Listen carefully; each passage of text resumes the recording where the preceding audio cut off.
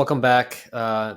Today I'll be breaking down my process of due diligence when it comes to PML deals, lending deals, Gator deals, basically everything that I do as far as vetting the borrower and vetting the deal itself. So I would greatly appreciate you guys if you could show me some love and subscribe to my channel. It gives me a tremendous amount of joy when you guys do that, and it helps me, gives me motivation to continue to do these particular videos. It takes a lot of time out of my day, but I wanted to provide value to you guys, and would greatly appreciate if you guys could subscribe to my channel. So without further ado, I'm going to jump into this checklist right here. I'm going to zoom in just so you guys have a view of it. So I'm just zoom in. Here we go. Where is the zoom button? So jumping right into it, when I talk to basically the borrower, I get the deal type. Is it a earnest money? Is it a gap? Is it a double close, first lien position, second lien position? If it's a second lien position, then is it a rehab, transactional, bridge, or is it a private money partner deal? Right. And there's other deals out there too as well, but these are some of the deals that I come across more commonly. And so once you understand the deal type, you go to the next thing, right? You understand the requested loan amount. So how much are they looking for? How much is the borrower looking to borrow? And then I go into loan amount breakdown. So what will the loan be used for, right? What's the breakdown? Is it down payment, closing costs, commissions, arrears, etc. Right? You get the idea. You want to make sure that you understand where the money is going based on what their plan is. So next, I like to structure the lender profit amount or the payout structure. So for these different types of deals that you come across, like how much is the lender going to get paid? I like to put myself in the position of the lender so I can know how much am I going to, take home with me, and what's the risk associated with it, and where my money is going, and what kind of deal I'm doing. So you definitely want to make sure you get that out. And the pay structure can be really very creative, right? It could be a 20K over, I don't know, every quarter, depending on the structure of the deal and the timeline. But it can be creative, or it can just be straight linear, where just like, hey, 100 grand of requested funds, I'm willing to pay you 20 grand back, or whatever it may be, right? Next, I like to put in and make sure that I talk about this up front is the connector, or I should say broker fee. Okay, what's your fee for doing the deal if you're a connector? But if you're not a connector, then that's totally fine. You're going to be doing what you're going to be doing, and that's totally cool. And if you're just a lender yourself, well, then you don't have to worry about that particular fee. But if you are a connector, you want to make sure that you have this upfront conversation, like right off the jump. I'm going to highlight or bold this because I forgot to do so. So is there a first position lender on the deal? It's a yes or no question. If there's a no, then obviously you're in first position, right? If there's a yes, then I want to get an idea of who's ahead of me if I'm second lien position, right? What's the current loan amount? How much basically the borrower owes or has committed to? What's the APR? What's the length of the note? Like how long are they going to be staying in as first position, right? Until the first position balloons out, which is cash out or note is due. Like it could be 6 months, it could be a year, it could be whatever.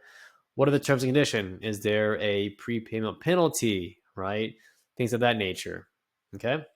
Does the first lien position have a deed in lieu of foreclosure? Like, what are these things that the borrower has agreed to that you need to understand? Because maybe the borrower can't perform and you got to take over the property, and you want to understand like what you're getting yourself into. So you got to think about all the scenarios that you can possibly go wrong and kind of plan for that, right? And understand who's involved in the transaction.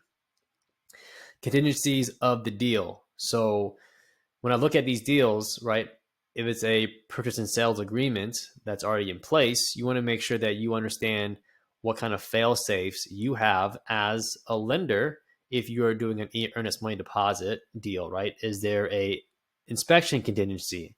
If so, how long, right? Does the money go hard? Meaning, does the money stay in the deal if it goes past that date, right? Or if there's a financial contingency involved with it, what does that look like? How many days do you have until that contingency is null and void? Okay, so you got to have understanding of how your money is protected in the deal and when you can get that money back out, if it's earnest money deposit or if it's a second lien position here, right? If it's like a rehab or transactional lending, you want to make sure that you have contingencies in place to be able to cover you in a bad case scenario. Next is late penalties from the borrower. So this should be discussed at the very early stages of negotiations before you present a deal to a lender, in my opinion.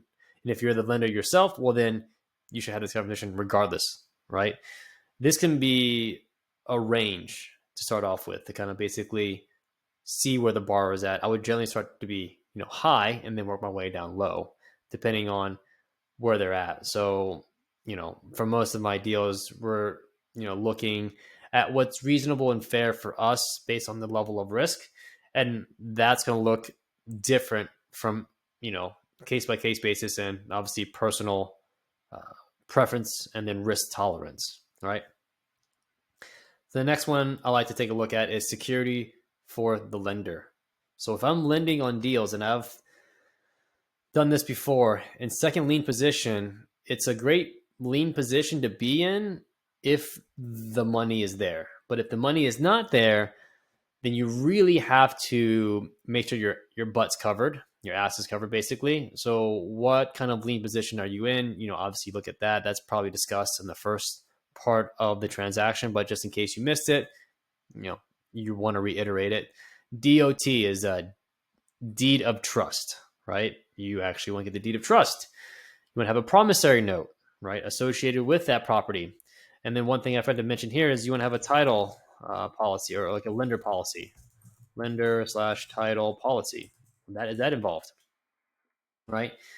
A joint venture agreement, a JV agreement with PG. PG is personal guarantee. Now you can go a step further and go down that rabbit hole of getting financial statements from the borrower, right? Making sure that they have what they say they have.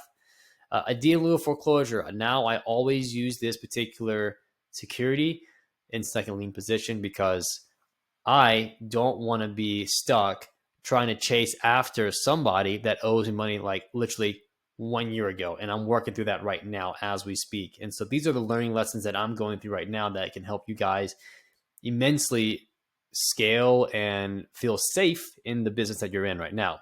And then any collateral, any cross collateralization, if you feel like or deem that there is not enough equity in the deal for you to securely get your funds back. I would definitely try to cross collateralize every single time I possibly can if the borrower has it.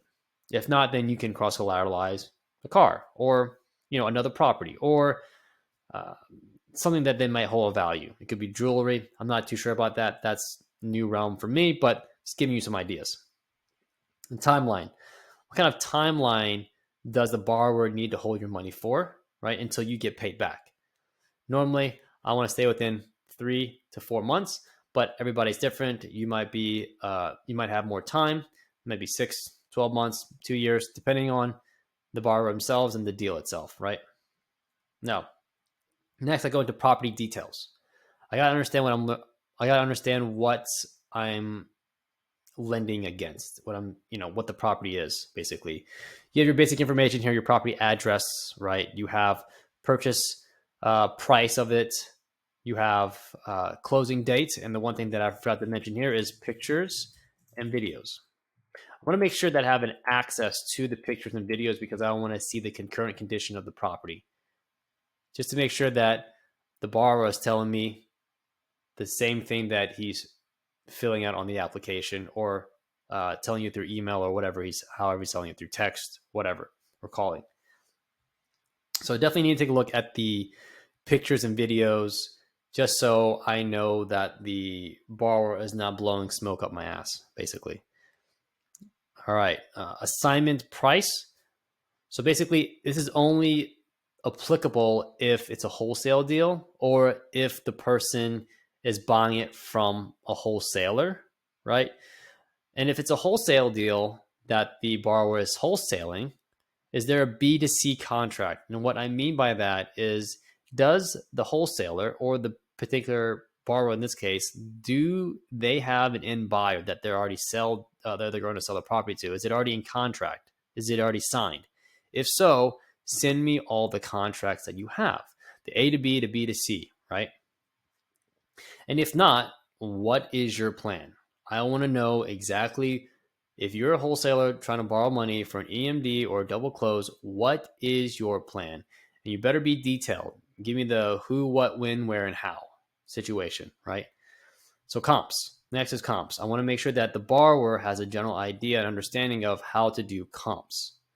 If you're providing comps that are like a mile and a half away, that doesn't look like your house, it's in a different neighborhood, well, then now I have an understanding of where you are at when you're comping. And that's going to reflect on maybe the sell price that you're trying to project. And I have an understanding of, maybe this person doesn't know how to do underwriting, right? I want the borrower to provide me comps just so I know that he is competent enough to understand how to comp a property. Okay. And there's many videos out there on YouTube and all that stuff that will tell you how to comp, show you how to comp. So definitely definitely search through that. ARVs, right? If the ARV should reflect the comps, and if they're giving you something different, then you need to double check on that. So that's one thing that I always like to check on, is the ARV. And it's your job as the underwriter in this case to underwrite this particular deal and to verify that all the information that you're provided checks out based on what they're asking for. Okay. Scope of work, this only really applies if it's for, second lien position and the people actually need renovation money for their flip. Okay. So in this case, it's a very kind of a tedious process, but I definitely like to get the scope of work that is going to be done on the property based on the funds that I'm providing or my lender is providing. I like to get point of contacts from the contractors. I like to get a construction quote / budget. If they got a quote from them, I want to see it. Past work from the investor, and then potentially a payment schedule on how the funds would be distributed based on the work that the contractor does. And there's other options here too as well. If the loan amount is pretty big, I would say, like if it's in like the $20,000 plus range, that's pretty big, $30,000 plus and beyond, then I want to have a third party to potentially distribute the funds when contractors are finished with the work. That's basically what I would like to do, right? And then the exit, right? This is the most important thing that I need to know about how I'm going to get paid. Are you refinancing it? Are you, fixing and flipping it? Are you selling it to an end buyer? Or like, what are you doing? Selling it to your cousin?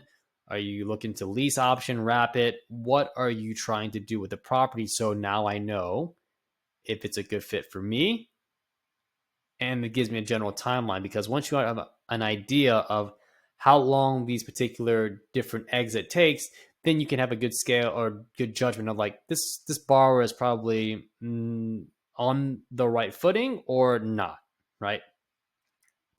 Next group of information that I like to go over is the attorney / title company. I need to get the information on this particular company, right?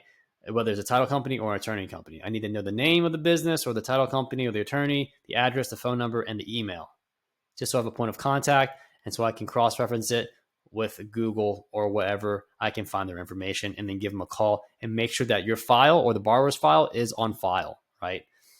I'm not going to send money to a random title company without verifying this information. And then borrower experience. I got to get to know this particular borrower.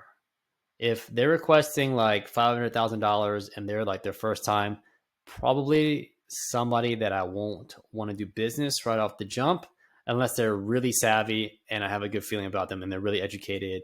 And there's a lot of things that goes into it, but basically probably not my first option to go with. I want to get an idea of like how many fix and flips they've done, how many wholesales they've done, how many rentals that they have.